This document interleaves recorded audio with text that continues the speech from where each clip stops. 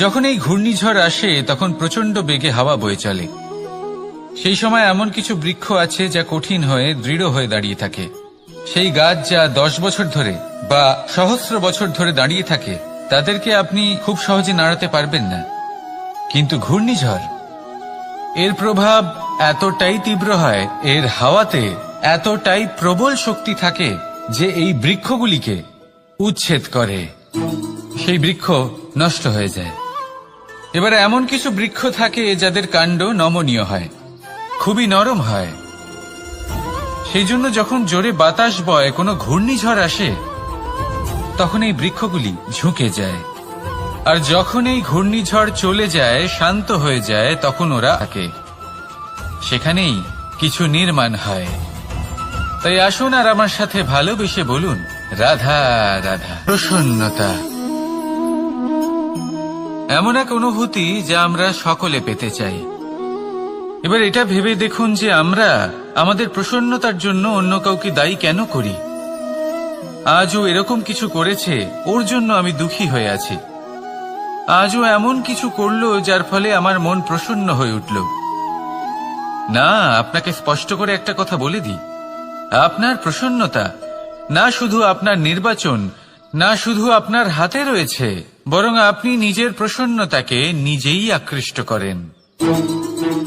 এই ফুলগুলিকে দেখুন, এই ফুল এর সুগন্ধ ছড়ায়, আর এই ফুল নিজের দিকে কীট পতঙ্গদের আকৃষ্ট করে। এবার দেখুন, কীট পতঙ্গ কাদের আকৃষ্ট করে? গিরগিটি বা ব্যাঙ, এরকম কিছু প্রাণীদের। এবার এই যে ফুল, কীট পতঙ্গের জন্য এই যে ফুল, তার বিকাশ হয়, এ আরো প্রস্ফুটিত হয়, ওর বংশ আরো বৃদ্ধি পায়। তাই এর তাৎপর্য হলো সহজ, ফুল উচিত ব্যক্তিকে নিজের দিকে আকৃষ্ট করে। এবার কীট পতঙ্গের কথা বললে তারা কাদের আকৃষ্ট করে? তাদেরই যারা তাদেরই শিকার করবে, খাদ্যরূপে গ্রহণ করবে। এবার কাকে আপনি নিজের দিকে আকৃষ্ট করতে চান তার নির্বাচন আপনারই। আপনি কি প্রসন্নতাকে নিজের দিকে আকৃষ্ট করতে চান নাকি অপ্রসন্নতাকে করতে চান, তার নির্বাচন আপনারই। আপনি জীবনে যা কিছু পাবেন, সুখ দুঃখ, আশা নিরাশা, প্রসন্নতা অপ্রসন্নতা, সবই হলো আপনারই নির্বাচনের পরিণাম। তাহলে সঠিক নির্বাচন করুন আর আমার সাথে ভালোবেসে বলুন, রাধা রাধা। কখনো কোনো বনে আপনি আগুন লাগতে দেখেছেন? এমন ভয়ানক আগুন লাগতে পারে সমস্ত বন জ্বালিয়ে দিতে পারে। সেখানে যে বনস্পতি পাওয়া যায়, সেখান থেকে যে ঔষধি পাওয়া যায়, সবকিছু নষ্ট হয়ে যায়। যে পশু পাখি পাওয়া যায়, বেশিরভাগই নিজের প্রাণ হারিয়ে ফেলে, আর যারা বাকি থাকেন তারা নির্বাসিত হন। কিন্তু কখনো ভেবে দেখেছেন এই বনে আগুন লাগে কি করে? ছোট ছোট শুকনো পাতার কারণে, শুকনো ডালের কারণে, সেগুলো যেগুলো কখনো গাছের অংশ ছিল। সবসময় মনে রাখবেন, গাছ আমরা কুড়ুল দিয়ে কেটে থাকি, কিন্তু গাছ কখনো কুড়ুলের ডগা দিয়ে কাটা যায় না। বরং এই যে হাতলটা আছে, তাতে যে শক্তি লুকিয়ে রয়েছে, এই শক্তির দ্বারা গাছ কাটা হয়। এবার বলুন, এই যে হাতল, এ কি দিয়ে তৈরি হয়? স্বয়ং গাছের দ্বারাই। এর থেকে আপনি কি শিক্ষা পেলেন? যদি কেউ আপনজন হন, যে আপনার কোনো দরকারে লাগছেন, সেই কারণে তাকে নিজের থেকে দূরে করবেন না। যদি তার সাহায্যের প্রয়োজন হয় তাহলে তাকে সাহায্য করুন, যদি তার সঙ্গের প্রয়োজন হয় তাহলে তাকে সঙ্গ দিন। নিঃস্বার্থভাবে আপনজনদের বিকাশের পথে নিয়ে যান। নিজের স্বার্থ অনুসারে আপনজনদের নিজের জীবনে রাখবেন না। আসুন আর আমার সাথে ভালোবেসে বলুন, রাধা রাধা। ভয়, আমরা ভয়ের বিষয়ে অনেক কথা বলি, ভয়ের থেকে সবসময় দূরে পালাই। কখনো ভেবে দেখেছেন আমরা এই ভয়ের সদ্ব্যবহারও কি করতে পারি না? নিশ্চিত রূপে করতেই পারি। এমন কোনো অক্ষর নেই যার দ্বারা কোনো মন্ত্র হয় না। তাই নিশ্চিত রূপে এই ভয়েরও সদ্ব্যবহার আমরা করতেই পারি। নির্ভর করছে আপনার দৃষ্টিভঙ্গির ওপর, আপনার প্রতিক্রিয়ার ওপর। ভয় যখন সামনে আসে দুটো পথ থাকে। প্রথমটা হলো ভয়ভীত হয়ে চুপচাপ পালিয়ে যাওয়া, আর দ্বিতীয় পথ সেই ভয়ের সম্মুখীন হওয়া। সেই ভয়ে ডুবে গিয়ে দেখুন এমন কি আছে যা আপনাকে পিছনে টেনে রাখছে। নিজের সাহসকে জাগিয়ে তুলুন, নিজেকে আরো শক্তিশালী বানিয়ে তুলুন, নিজেকে আরো শ্রেষ্ঠ বানিয়ে তুলুন, আর আপনার সামনে যা আছে সব প্রাপ্ত করে নিন। সেই ভয়, আপনি তার থেকে পালিয়ে যেতে চান নাকি তার সম্মুখীন হয়ে নিজেকে আরো শ্রেষ্ঠ বানাতে চান? সেই চয়ন আপনারই, প্রতিক্রিয়া আপনারই, দৃষ্টিভঙ্গি আপনারই। আসুন আর আমার সাথে ভালোবেসে বলুন, রাধা রাধা। কথায় আছে যে জীবনে কিছু শুরু করার আগে স্বপ্ন দেখা অত্যন্ত গুরুত্বপূর্ণ, আর এটা 100% সত্যিও। কিন্তু কিছু মানুষ স্বপ্ন দেখা শুরু না হয় করে দেন, কিন্তু তারপর থামেনি না। স্বপ্ন দেখতেই থাকেন, তারা ভাবতেই থাকেন, কর্ম করেন না। এমন সময় আপনাকে নিজেকে জাগিয়ে তুলতে হবে। নিজেকে বলতে হবে যে এবার উঠে কর্ম করার সময় এসে গেছে। কারণ আপনারা যদি অত্যাধিক বিচার করতে থাকেন, স্বপ্ন দেখতে থাকেন, তাহলে উঠে কিছুই করতে পারবেন না। আপনি শুধু একটা কাজ করুন, উঠে কর্ম করা আরম্ভ করে দিন। তারপর ভেবেচিন্তে ধীরে ধীরে নিজের কর্মকে দিশাও দিন, আর তাকে উচিত গতিও দিন। কারণ এটাই হলো সাফল্যের মূল মন্ত্র। না শুধু কর্ম করুন না ভাবনা চিন্তা করে, আর না শুধু ভাবুন কর্ম না করে। সাফল্যের মূল মন্ত্র হলো এর ভারসাম্যে। তাহলে এটাই করুন, সাফল্যকে লাভ করুন, আর আমার সাথে ভালোবেসে বলুন, রাধা রাধা। সূর্যের মনে হয় যে তার থেকে বেশি তেজস্বী আর উজ্জ্বল কেউ নেই, তাই তার এই অহংকার ভঙ্গ করার জন্য মেঘ চলে আসে। তারপর এই মেঘের অহংকার বেড়ে যায় যে তার থেকে বেশি ঘন আর কেউ নেই। তারপরে বাতাসের একটা প্রবল দমক আসে আর মেঘেদের ছিন্ন ভিন্ন করে দিয়ে চলে যায়। তখন বায়ুর অহংকার বেড়ে যায়, আরো ভাবে যে তার থেকে বেশি শক্তিশালী আর কেউ নেই। এই দমকা বাতাস যখন বিশাল এক পর্বতের সাথে ধাক্কা খায়, তখন সেই বাতাসের অহংকারও চূর্ণ বিচূর্ণ হয়ে যায়। তারপরে পর্বত ভাবে যে তার থেকে বেশি ধীর আর শক্তিশালী আর কেউ নেই। তখন পৃথিবীতে ভূমিকম্প হয়, আর সেই বিশাল পর্বত চূর্ণ বিচূর্ণ হয়ে যায়, তারও অহংকার ভেঙে যায়। এবার ধরিত্রীর অহংকার হতে থাকে। ধরিত্রী বলে যে আমার উপর সবকিছু টিকে রয়েছে, আমার থেকে বেশি শক্তিশালী আর কেউ নেই। একটা ছোট্ট ইঁদুর আসে, মাটিতে গর্ত করে আর মাটি ধসিয়ে দেয়। ধরিত্রীর অহংকার ভেঙে যায়। এর তাৎপর্য হলো সরল, এই সংসারে অহংকার কখনো স্থির থাকে না, এই অহংকার ভাঙবেই। এটা হলো সাংসারিক চক্র।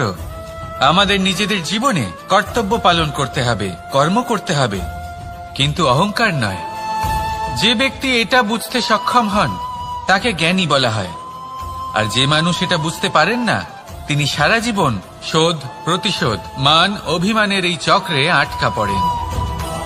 এবার আপনি কি এই চক্রে আটকে থাকতে চান নাকি জ্ঞানী হয়ে উঠতে চান? সেই চয়ন আপনারই। আসুন আর আমার সাথে ভালোবেসে বলুন, রাধা রাধা। জীবনে লক্ষ্য লাভ কি করে করতে হয়? কেউ বলবে বন্ধুদের সাহায্যে, কেউ বলবে প্রেমের সাহায্যে, কেউ বলবে নিরন্তর চেষ্টা করলে, কেউ বলবেন পরিশ্রম করলে, কেউ বলবেন ঈশ্বরের আশীর্বাদে, ইত্যাদি ইত্যাদি। আমি আপনাকে বুঝিয়ে বলি, এই যেমন ত্রিলোক আছে, অর্থাৎ 3 লোক আছে, যাকে সঞ্চালন করে ত্রিদেব বা 3 জন দেবতা। সেইভাবে নিজের লক্ষ্যে পৌঁছানোর জন্য 3টি ভাবের প্রয়োজন পড়ে। প্রথম ভাব হলো স্বপ্ন দেখা। আপনি যদি স্বপ্ন দেখতে শুরু না করেন তাহলে সেখানে পৌঁছতেই পারবেন না। তারপর আপনাকে দৃঢ় সংকল্প নিয়ে সেই পথ যেমনই হোক তাতে চলতে হবে। এ হলো দ্বিতীয় ভাব, দৃঢ় সংকল্প। আর তৃতীয় ভাব হলো সেই লক্ষ্যের যাত্রা পূর্ণ করার জন্য প্রতিবদ্ধ হওয়া। তাই যদি আপনি স্বপ্ন দেখতে পারেন, দৃঢ় সংকল্প দ্বারা পথ যতই কঠিন হোক না কেন তাতে চলতে পারেন, আর সেই লক্ষ্য লাভের যাত্রা পূর্ণ করার জন্য প্রতিবদ্ধ হতে পারেন, তাহলে আপনি নিশ্চিত রূপে আপনার লক্ষ্য লাভ করতে পারবেন। তাই আপনি এটাই করুন, আর আমার সাথে ভালোবেসে বলুন, রাধা রাধা। কোনো যোদ্ধা জন্ম থেকে যোদ্ধা হন না, তিনি যোদ্ধা হবেন কিনা চয়ন করেন। তিনি যোদ্ধা হবেন বলে তখনই স্থির করেন যখন তিনি পিছু হটবেন না বলে দৃঢ় প্রতিজ্ঞ হন। যদি ওনার সামনে অশুভ কিছু হয়, তার বিরোধিতা করতে দৃঢ় প্রতিজ্ঞ হন, তবেই তিনি যোদ্ধা হতে পারেন। কেউই যোদ্ধা হয়ে এই পৃথিবীতে জন্মগ্রহণ করেন না। আপনি কি হতে চান? সেই দর্শক হতে চান যারা যুদ্ধভূমিতে বসে থেকে অন্য কারোর জয়ে উচ্ছ্বাস প্রকাশ করেন, নাকি সেই যোদ্ধা হতে চান যিনি নিজের শৌর্য দিয়ে, বীরত্ব দিয়ে পরাক্রম প্রদর্শন করেন এবং যার প্রশংসা যুগ যুগ ধরে হয়ে চলে? সিদ্ধান্ত আপনারই। আসুন আর আমার সাথে ভালোবেসে বলুন, রাধা রাধা। সাফল্য খুব সহজ এক শব্দ। এটা হলো সেই সব শব্দের মধ্যে অন্যতম যা মানুষ একটু বুঝলেই ভাবেন সব বুঝে ফেলেছি। আর যেই উনি বুঝতে পারেন সাফল্য কি, আজীবন সেই সাফল্যের পেছনেই ছুটতে থাকেন। এই সাফল্য হলো একটা খেলার মতো, যাতে মানুষ নিজের সমস্ত জীবন বাজি লাগিয়ে দেন। আর প্রত্যেক খেলার মতোই এরও কিছু নিয়ম রয়েছে। আর প্রাথমিক নিয়ম হলো, এই সাফল্য লাভ করার জন্য সাফল্য লাভ করার স্বপ্ন আপনাকে অবশ্যই দেখতে হবে। আগে হ্যাঁ, কিন্তু শুধুমাত্র স্বপ্ন দেখলেই কিছুই হবে না। স্বপ্ন দেখুন, তারপরে আপনার নিজের নিদ্রাকে ভঙ্গ করতে হবে, দিনরাত পরিশ্রম করতে হবে, দিনরাত চেষ্টা করতে হবে, তবেই এই সাফল্য আপনার কাছে আসবে আর আপনার পদানত হবে। তাহলে স্বপ্ন দেখুন আর পরিশ্রম করে তাকে সার্থক করুন। যদি এটা করেন তবেই সাফল্য সহজেই আপনার কাছে আসবে। আর তখন মন প্রসন্ন হয়ে বলবে, রাধা রাধা। সমস্যা প্রত্যেকের জীবনেই সমস্যা আসা যাওয়া করে, আর প্রত্যেক মানুষ সমস্যা আসার পর তার সমাধান খুঁজতে উঠে পড়ে লাগেন। কিন্তু যখনই সমস্যার সমাধান হয়ে যায়, আমরা সুপ্রসন্ন হয়ে যাই এবং অসাবধানও হয়ে যাই। আমাদের মনে হয় যে আমরা সম্পূর্ণরূপে সমস্যার অন্ত করেছি, কিন্তু কোথাও না কোথাও একটা ছোট্ট বীজ রয়েই যায়, আর সেই বীজ আমাদের অসাবধানতার ছত্রছায়ায় বড় হতে থাকে, আর তারপর মহা সংকট হয়ে আবার আমাদের উপর আক্রমণ করে। এই সংকট যে কোনো রূপে আসতে পারে, কোনো শত্রুর রূপেও আসতে পারে, বা কোনো মহামারীর রূপেও আসতে পারে। সেই জন্য সবসময় সাবধান থাকাই উচিত। কারণ অসাবধান হলে কি হয়, আমাদের সুরক্ষা চক্রে একটা ছেদ উৎপন্ন হয়, আর আমাদের শেষ করতে পারে এমন এক বাণ সেই ছেদ বিন্দু হয়ে আমাদের হৃদয়ে প্রবেশ করতে পারে। তাই যে কোনো সমস্যার সমাধান করুন, জয়ী হন, উৎসব পালন করুন, কিন্তু সাবধানে থাকবেন। আসুন আর আমার সাথে ভালোবেসে বলুন, রাধা রাধা। আমাদের জীবনে দুই ধরনের সম্পত্তি হয়ে থাকে, এক হলো ভৌতিক সম্পত্তি, এক হলো জৈবিক সম্পত্তি। অর্থ, সম্পদ, সুবিধে, খাদ্য, এইসব ভৌতিক সম্পত্তির মধ্যে পড়ে। ব্যক্তি, মিত্র, পরিবার, আমাদের আপনজন, আত্মীয় স্বজন সব জৈবিক শ্রেণীতে পড়ে। আর প্রত্যেক মানুষের পক্ষে এই বিভাজন বোঝা অত্যন্ত আবশ্যক। কারণ মূলত আমাদের ব্যবহার দুই রকমের হয়ে থাকে, হয় আমরা ভালোবাসি বা আমরা সদ্ব্যবহার করি। আর সবথেকে বড় ভুল আমরা তখন করি যখন আমরা বুঝতেই পারি না যে ভালোবাসবো কাকে আর ব্যবহার করব কাকে। আমরা ভৌতিক সম্পত্তি ভালোবেসে ফেলি আর ব্যবহার করি জৈবিক সম্পত্তিকে, যেখানে এটা অনুচিত। জৈবিক সম্পত্তিকে ভালোবাসুন আর ভৌতিক সম্পত্তিকে ব্যবহার করুন। যেদিন আপনার মধ্যে এই বোধ জাগ্রত হবে যে কাকে ভালোবাসবেন আর কাকে ব্যবহার করবেন, সেই দিন আপনার জীবনে শুধুই শান্তি বিরাজমান হবে। আর তখন এই মন প্রসন্ন হয়ে বলবে, সঞ্চয়। মানুষের যখন থেকে বোধ বুদ্ধি হয়, সঞ্চয় করতে আরম্ভ করে দেন। সঞ্চয় করতে থাকেন ভোজনের, সঞ্চয় অর্থের, সঞ্চয় শক্তির। নিজের জন্য করেন, নিজের পরিবারের জন্য করেন, নিজের স্ত্রীর জন্য করেন, সন্তানের জন্য করেন, সন্তানের সন্তানের জন্যও সঞ্চয় করেন। সঞ্চয় করার জন্য ওনার কাছে অনেক কারণ রয়েছে, কারণ উনি এটা ভাবেন যে এই সঞ্চিত শক্তির জন্য কেউ ওনার কোনো ক্ষতি করতে পারবে না। মানুষ ভুলে যান একটা গুরুত্বপূর্ণ কথা, এই সত্য, উনি এই সংসারে খালি হাতেই এসেছিলেন, আর এখান থেকে ওনাকে খালি হাতেই যেতে হবে। যা এখানকার তা এখানেই থেকে যাবে। আর যদি কিছু ওনার সাথে যায় তা হলো ওনার কর্ম, আর কিচ্ছু নয়। তাই যদি কিছু অর্জন করতে চান তাহলে শুভ কর্ম অর্জন করুন, আত্মশক্তি অর্জন করুন, কারণ পরলোকে এটাই হবে আপনার সম্পত্তি। তাহলে কি এটা আপনি অর্জন করতে চান না?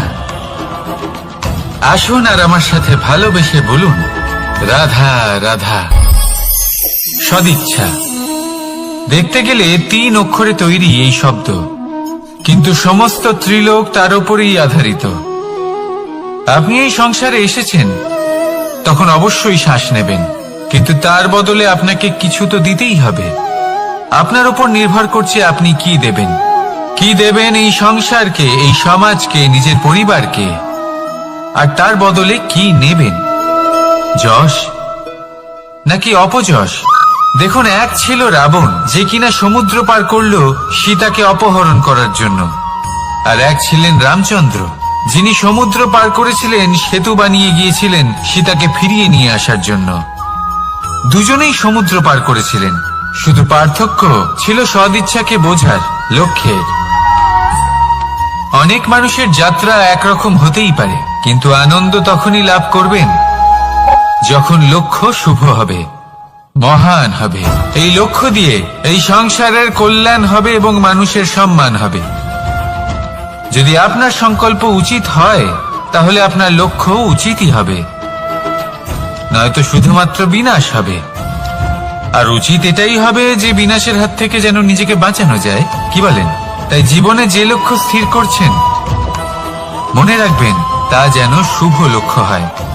যদি এরকম হয় তাহলে আপনার যাত্রা, আপনার জীবন দুটোই শুভময় হবে। আসুন আর আমার সাথে ভালোবেসে বলুন, রাধা রাধা। সুরক্ষা। এই সুরক্ষা আসলে কি? এটা কি কোনো কবচ নাকি কোনো সীমা? এই সুরক্ষা আসলে অন্য কিছু। আমাদের মাতা পিতা, আমাদের প্রিয়জন, আমাদের বন্ধু, এই সমাজ, আমাদের শুভাকাঙ্ক্ষী, আমাদের আত্মীয়, এনারা সবাই আমাদের জীবনে কোনো না কোনো ভাবে সুরক্ষা দিয়ে থাকেন, একটা কবচ দিয়ে থাকেন কোনো না কোনো রূপে। কিন্তু দেখতে গেলে আমাদের পরাক্রমের পথে, আমাদের বীরত্বের পথে, আমাদের সাহসের পথে এই সুরক্ষাই সব থেকে বড় বাধা হয়ে দাঁড়ায়। একবার ভেবে দেখুন, যদি আপনি কোনো সুরক্ষাই না পান, বা যদি আপনি এই সুরক্ষা ভেঙে বাইরে আসতে পারেন, তাহলে আপনার বীরত্ব চরম সীমায় পৌঁছে যায়। কেন? কারণ তখন আপনি জানেন যে এই সংসারের সম্মুখীন আমাদের নিজেদেরই হতে হবে। আপনি বুঝে যান যে শত্রুর সম্মুখীন এবার নিজের বলের দ্বারা, নিজের পরাক্রমের দ্বারা, নিজের সাহসের দ্বারা করতে হবে। আর তখন আমাদের মনের মধ্যে এই শক্তি জাগ্রত হয়। এই শক্তি অন্তরেই বসবাস করে, শুধু এটা চিনে নিতে হবে, একে জাগ্রত করতে হবে। আর এটা সুরক্ষা ভেঙে যাওয়ার পরেই সম্ভব হয়। আর যারা নিজের শক্তি সম্পর্কে জানেন, যিনি নিজেই জানেন তিনি কতটা শক্তিশালী, তিনি নিজেই নিজের সুরক্ষা কবচ চিরকালের মতো ভেঙে ফেলে দেন, ঠিক কর্ণের মতো। আর তারপরে দেখুন, আপনার পরাজয় হোক বা বিজয়ী হোক না কেন, সেটাই অনেক বড় হয়, সেটাই প্রশস্ত হয়ে থাকে। সেই জন্য ত্যাগ করুন নিজের ভয়কে, নিজের আশেপাশের এই সুরক্ষা চক্রকে ভেঙে ফেলুন, আর সম্মুখীন হন এই সংসারের নিজের শত্রু সম্মুখীন হন।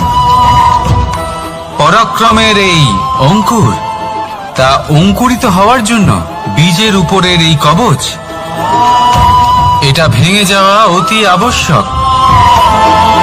আসুন আমার সাথে ভালোবেসে বলুন, রাধা রাধা। যখন আমরা হাঁটতে থাকি আর আমাদের পায়ে কাঁটা বিঁধে যায়, তখন মুখ দিয়ে আহ বেরিয়ে আসে, কান্না চলে আসে, আর অনেক সময় অভিশাপও বেরিয়ে আসে। কিন্তু আমরা কি কখনো এটা এইভাবে দেখেছি, এইভাবে ভেবেছি যে আমরা যে পথে চলেছি সেই পথে কাঁটা বিঁধেছে, নাকি আমরা সেই পথ নির্বাচন করেছি যাতে শুধুই কাঁটা রয়েছে?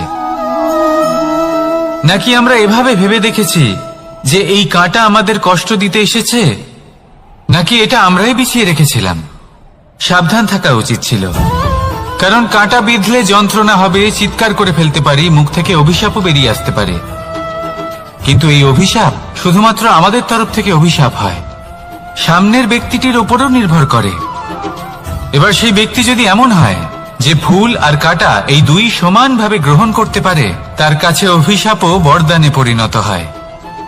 শেষ পর্যন্ত ব্যাপারটা দাঁড়ায় ভাবনা, চিন্তা, দৃষ্টিভঙ্গির উপর। কারণ আপনার এই ভাবনাই সত্যি হয়ে সামনে আসে। সেই জন্য এই ভাবনা, চিন্তা, মানসিকতাকে গুরুত্ব সহকারে দেখবেন। এই বিবেচনা নিয়ে বিবেচনা করতে শিখুন। আমার কথার অর্থ হলো যে জীবনে যখন এরকম কিছু একটা ঘটবে তখন ভেবে দেখুন যে এরকম কেন হলো। আপনি কি এমন কোনো কর্ম করেছিলেন যার কর্মফল এটা? এমন কোনো কাজ যা অনুচিত ছিল, অসত্য ছিল, যা অভদ্রতার কারণ ছিল? ভেবে দেখা প্রয়োজন। দেখুন, ইচ্ছে হলো আপনার যে আপনি কি করতে চান, ভাবনা আপনার, সত্য আপনার, জীবন আপনার, সিদ্ধান্ত আপনার। আসুন আর আমার সাথে ভালোবেসে বলুন, রাধা রাধা। সময়, এই সময় আসলে কি? এই সময় একটা সরল রেখা তো কখনোই নয়। সময় হলো একটা চক্র, যেখানে এর আদি সেখানেই হলো এর অন্ত, আর যেখানে তা শেষ হয় সেখান থেকেই তার শুরু হয়। এই সময় একটা অত্যন্ত বিচিত্র চিন্তা, বিচিত্র ভাবনা, একটা বিচিত্র বস্তু যা কেউ বুঝতে পারেন না। এই সময়ের লীলা, এর কোনো প্রমাণ নেই, কোনো জ্ঞান নেই, কোনো পরিমাপ নেই। শুধু এটুকু আমরা জানতে পারি, যেখানে শেষ হবে সেখান থেকে একটা নতুন সূচনাও হবে। যা আজ আপনার কাছে আছে কাল অন্য কারোর কাছে যাবে, তারপরে তার কাছ থেকেও অন্য কারোর কাছে যাবে, তারপরে তার থেকেও ছিনিয়ে নেওয়া হবে। এই নিয়তির একজনের কাছ থেকে অন্যজনের কাছে আদান প্রদানের এই সময় হলো আপনার সময়। এই সময়ের সদ্ব্যবহার করুন, এই সময়কে বাঁচুন। আপনাকে শুধু এটাই সুনিশ্চিত করতে হবে যে আপনি কোন পক্ষে আছেন। আর সত্যি বলতে কি, আপনার জীবনের পরিণাম নির্ভর করে আপনার নির্বাচনের ওপর। আপনি কোন পক্ষ নির্বাচন করছেন। তাহলে মনে রাখবেন, জীবনে সেই পক্ষই নির্বাচন করবেন যা চয়ন করার পরে আপনি সুখ অনুভব করবেন, আপনি সন্তোষ লাভ করবেন, প্রসন্নতা লাভ করবেন। আর আমি এটাই সুনিশ্চিত করব যে এই পক্ষ যেন শান্তির পক্ষ হয়, এই পক্ষই যেন প্রেমের পক্ষ হয়। তাহলে চিন্তা করবেন না, আর আসুন আমার সাথে ভালোবেসে বলুন, রাধা রাধা। মানুষ সুখী জীবনযাপনের প্রতি এতটাই অভ্যস্ত হয়ে পড়ে যে একটা ছোট্ট সমস্যা এলেই সে সবার থেকে সাহায্য চাইতে শুরু করে দেয়। সে সাহায্য লাভও করে এবং সেই সংকট থেকে সে বেরিয়েও আসে। কিন্তু এই সাহায্য কিছু মুহূর্তের, আর কিছু মুহূর্তের হলো এই দুঃখ। এই দুই মুহূর্তের সাহায্যের জন্য আজীবন আপনি তার কাছে ঋণী হয়ে থাকেন। আর মানবিকতার খাতিরে আপনার মনে কৃতজ্ঞতা জেগে ওঠে, আর সেই কৃতজ্ঞতা বোধ হলো যে আপনি কখন ব্যক্তিকে ছাপিয়ে যেতেই পারবেন না। সেই জন্য জীবনে সবসময় চেষ্টা করবেন নিজেকে প্রস্তুত রাখতে সেই সব সমস্যার জন্য, সেই সব বাধার জন্য যেগুলো আপনার জীবনে আসতে পারে। ততক্ষণ সাহায্য চাইবেন না যতক্ষণ না অন্য কোনো পথ না থাকছে। সাহায্য চাওয়া অনুচিত নয়, কিন্তু সাহায্য চাইলে এবং সাহায্য পেলে আপনি আজীবন কৃতজ্ঞ এবং ঋণী হয়ে থাকবেন। আর তারপর একদিন আপনি পরিবর্তন দেখতে পাবেন যে কিভাবে আপনি ছোট ছোট সমস্যার জন্য সাহায্য না চেয়ে বড় বড় সমস্যার সম্মুখীন হতে প্রস্তুত হয়ে গেছেন। এটাই হলো সংসারের নীতি। এটাই পালন করুন আর আমার সাথে ভালোবেসে বলুন, রাধা রাধা। আপনি কখনো কাউকে পর্বতে আরোহণ করতে দেখেছেন? বা আপনি কখনো নিজে কোনো পর্বতে আরোহণ করেছেন? করে থাকলে আপনি এই বিষয়ে অবশ্যই জানবেন যে যখন আমরা শিখরের দিকে এগোই, ওপরের দিকে এগিয়ে চলি, তখন আমাদের একটু ঝুঁকে পথ চলতে হয়। তখনই আমরা সেই পর্বত আরোহণ করতে পারি। কিন্তু যে ব্যক্তি নিচের দিকে ফিরে আসছেন, তিনি কিন্তু ঝুঁকে চলেন না, তিনি দৃঢ়ভাবে সোজা হয়ে নিচে নামেন। এই ভারসাম্য বজায় রাখার এই খেলাতে সংসারের একটা সার লুকিয়ে রয়েছে। যদি আপনিও জীবনে উঁচুতে উঠতে চান, শিখরে পৌঁছতে চান, তাহলে আপনাকেও নত হয়ে বিনম্র হয়ে সামনে এগোতে হবে। সেখানে যদি আপনি বুক চিতিয়ে উদ্ধতভাবে অহংকার বোধ নিয়ে চলতে থাকেন, সেখান থেকেই আপনাকে নিচে নামতে হবে। কোনো ব্যক্তি তার বিনম্র স্বভাব দেখেই বোঝা যায় যে সেই ব্যক্তি সাফল্যের শিখর দেশে আরোহণ করছে নাকি নিচে তথা খাদের দিকে যাত্রা করছে। তাই সবসময় বিনম্র থাকুন, শ্রেষ্ঠ কর্ম করুন, পরিশ্রম করুন আর আমার সাথে ভালোবেসে বলুন, রাধা রাধা। আমাদের জীবনে আমরা যখনই এমন কোনো মানুষের সাথে পরিচিত হই যে বয়সে, পদে এবং আর্থিক দিক থেকে আমাদের থেকে পিছিয়ে, তখন আমরা সবাই খুব হীন নজরে তাদের দিকে দেখি। মনেই করি না যে সেই ব্যক্তির নিজস্ব একটা অস্তিত্ব রয়েছে, তার নিজেরও একটা মাহাত্ম্য রয়েছে। আমাদের মনেই হয় না যে আমাদের সামনে দাঁড়িয়ে থাকার যোগ্যতা আছে তাদের। চলুন আপনাকে একটা প্রশ্ন করি, শূন্যের নিজস্ব মূল্য কোথায়? আপনি বলবেন কিছুই না। শূন্যের আবার নিজস্ব মূল্য কোথায়? কিন্তু যখন এই শূন্যই কোনো সংখ্যার সাথে এসে যুক্ত হয়ে যায়, কোনো অঙ্কের সাথে এসে যুক্ত হয়ে যায়, তখন তার মূল্য অনেক গুণ বৃদ্ধি পায়। অর্থাৎ এই শূন্যের মূল্য অবশ্যই আছে। আর আমাদের জীবনেও এমন কিছু ব্যক্তি থাকেন, তাদের দেখে মনে হয় যে এদের কোনো মূল্যই নেই। কিন্তু যখন এই ব্যক্তি কারোর সাথে এসে জুড়ে যান, তখন তার মূল্য সেই ব্যক্তির বৃদ্ধি ঘটায়। এই সংসারে এমন কোনো ব্যক্তি নেই যার কোনো মূল্য নেই। যদি আমরা ধনুকের কথা বলি, তাহলে তার জন্য একটি দড়ির প্রয়োজন হয়, যেটি প্রত্যঞ্চা হিসেবে ব্যবহৃত হয়। যদি এই প্রত্যঞ্চা না থাকে, তাহলে ধনুকের কোনো মূল্যই থাকে না। যদি প্রত্যঞ্চা না থাকে, তাহলে ধনুকের অস্তিত্ব অসম্পূর্ণ থেকে যায়। এই সংসারে যে কোনো ব্যক্তি হোক বা যে কোনো বস্তু হোক, প্রত্যেকের নিজস্ব একটি মূল্য আছে। তার সম্মান করুন, সামনে অগ্রসর হন আর আমার সাথে ভালোবেসে বলুন, রাধা রাধা। কর্ম এবং ফল। মানুষের স্বভাব হলো এটাই যে তিনি নিজের প্রত্যেক পরিশ্রমের প্রতিফল প্রার্থনা করেন। বেশিরভাগ সময় এই ফলাফলের চিন্তা করতে করতে, কল্পনা করতে করতে উনি কর্ম করতে থাকেন যে আমি এই কাজটা করলে এই ফল পাবো। সেই সব কল্পনা করতে থাকেন যা না তার হাতে আছে, না আছে অধিকার আর না আছে নিয়ন্ত্রণ। উনি শুধু নিজের কর্ম করতে পারেন।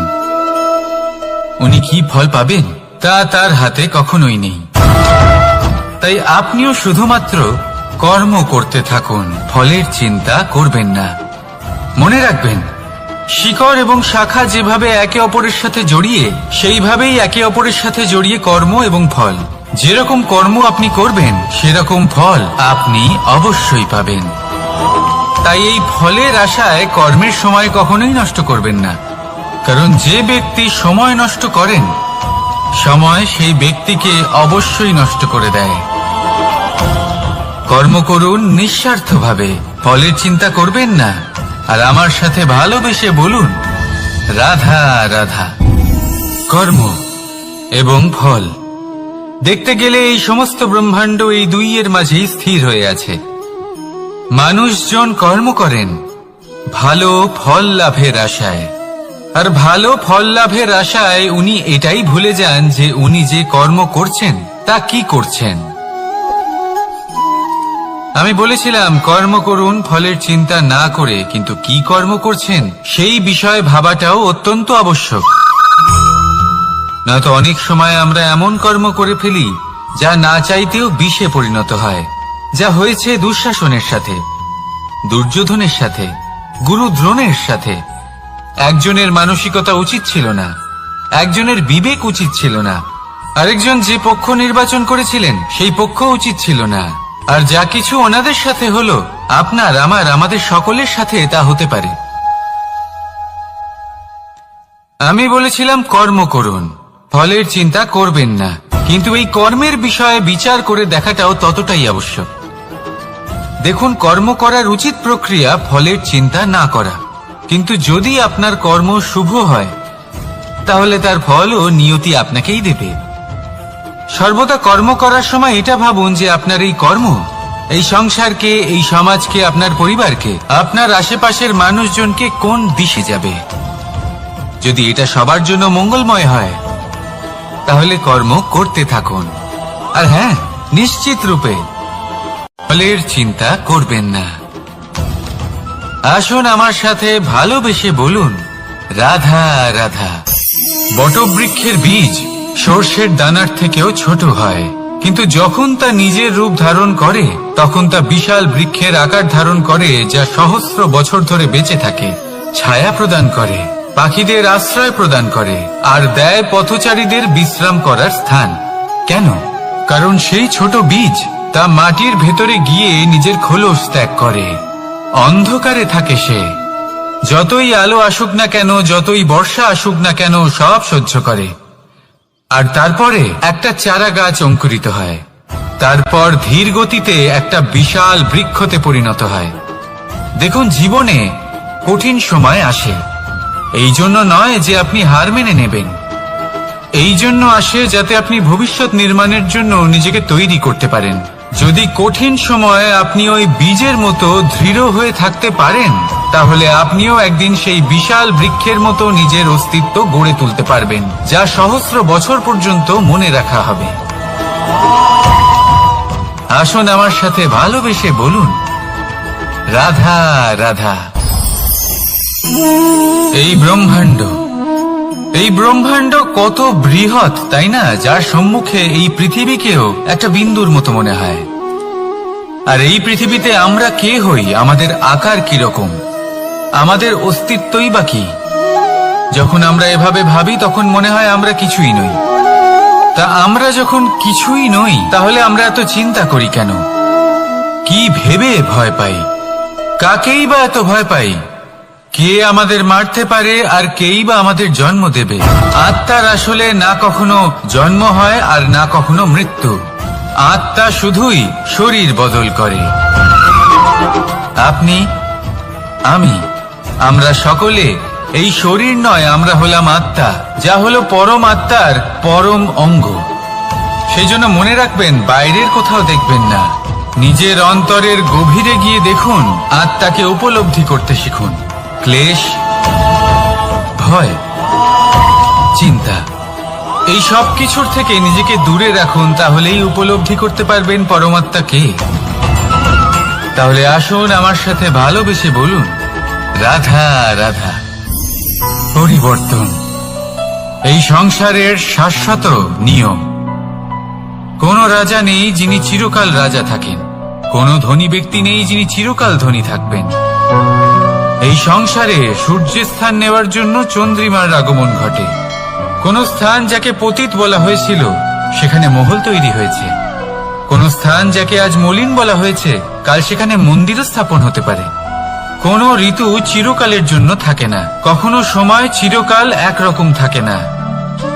আজ যে আপনার কাছে রয়েছে কাল অন্য কারোর ছিল, আজ যে আপনার কাছে রয়েছে কাল তা অন্য কারোর কাছে চলে যাবে।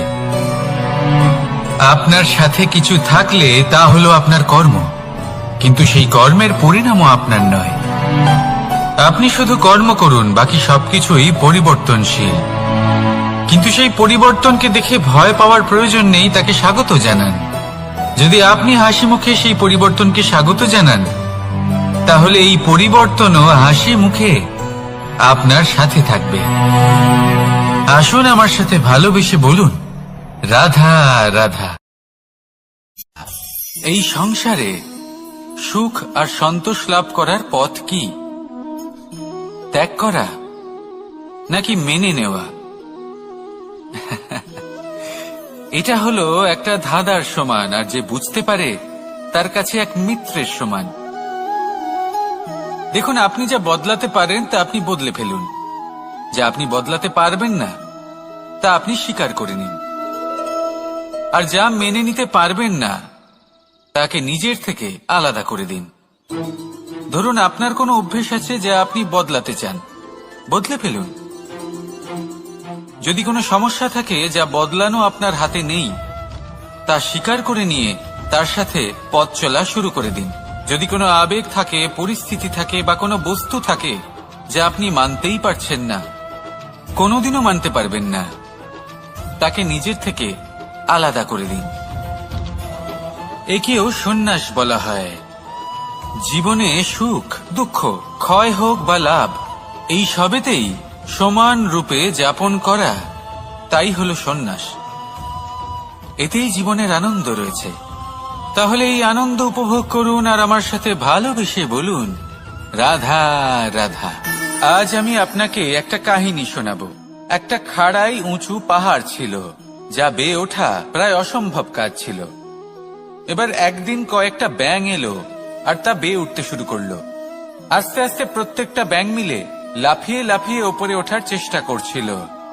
নিচে কিছু পশু দাঁড়িয়েছিল যারা বলছিল, এটা তো অসম্ভব ব্যাপার, এই ব্যাঙগুলো উঠতেই পারবে না, সকলে পড়ে যাবে। আর তারপর ধীরে ধীরে সমস্ত ব্যাঙ নিচে পড়তে থাকলো। শেষ পর্যন্ত একটাই ব্যাঙ ছিল যে শিখরে পৌঁছতে পারল। জানেন সে কেন পারল? কারণ সেই ব্যাঙ বধির ছিল। সে কারোর কথা শোনেনি। ও স্থির করেছিল শিখরে পৌঁছতে হবে, আর পৌঁছে গেল। এবার এটা কিন্তু আমাদের জন্য অত্যন্ত গুরুত্বপূর্ণ শিক্ষা। আপনি যদি জীবনে নিজের লক্ষ্য স্থির করে থাকেন, তাহলে এদিক ওদিক কারোর কথা শুনবেন না, শুধুই নিজের লক্ষ্যের দিকে অগ্রসর হন।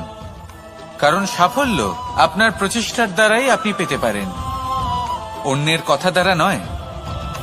তাহলে চেষ্টা করতে থাকুন আর নিজের লক্ষ্য প্রাপ্ত করুন, আর আমার সাথে ভালোবেসে বলুন, রাধা রাধা। এই সূচটা দেখুন, কতটা গুরুত্বপূর্ণ এই সূচ। ওর কতটা ভূমিকা রয়েছে, ও কত রকম ভাবে সাহায্য করতে পারে আমাদের। এর সাহায্যে যদি আপনি চান, তাহলে এক সাধারণ কাপড়কে আপনি পোশাকে পরিবর্তিত করতে পারেন। আপনি যদি চান, তাহলে অনেক ফুল একসাথে নিয়ে একটা মালা বানিয়ে ফেলতে পারেন, বা অলংকার বানিয়ে ফেলতে পারেন। এর সাহায্যে আপনি বাড়িও সাজাতে পারেন। এ হলো অত্যন্ত গুরুত্বপূর্ণ জিনিস। কিন্তু আপনি ভাবুন, যদি এই সূচে এই ছিদ্রই না থাকে, যদি এর সাথে এই সুতোই না জোড়া যায়, তখনও কি এটা এতটাই গুরুত্বপূর্ণ থাকবে? কখনোই না। তখন এটাকে কাউকে কষ্ট দেওয়ার কাজে লাগানো যেতে পারে। দেখুন, একটা অত্যন্ত গুরুত্বপূর্ণ কথা আপনাকে মনে রাখতেই হবে। যে কোনো বস্তু একা তার গুরুত্ব হারিয়ে ফেলে, কোনো কিছুর সাথে তার সম্মান বেড়ে যায়, তার গুরুত্বও বেড়ে যায়। এটা মানুষের ক্ষেত্রেও প্রযোজ্য। যদি আপনি সামনে এগোতে থাকেন এবং একাই এগোতে থাকেন, তাহলে আপনি যাই করে নিন না কেন, আপনি সেই প্রেম, সেই সম্মান, সেই সম্বল পাবেন না। কাউকে নিজের সাথে নিয়ে চলুন, আপনারও মান বাড়বে। কাউকে তার যোগ্য স্থান দিন, আপনারও সম্মান বাড়বে।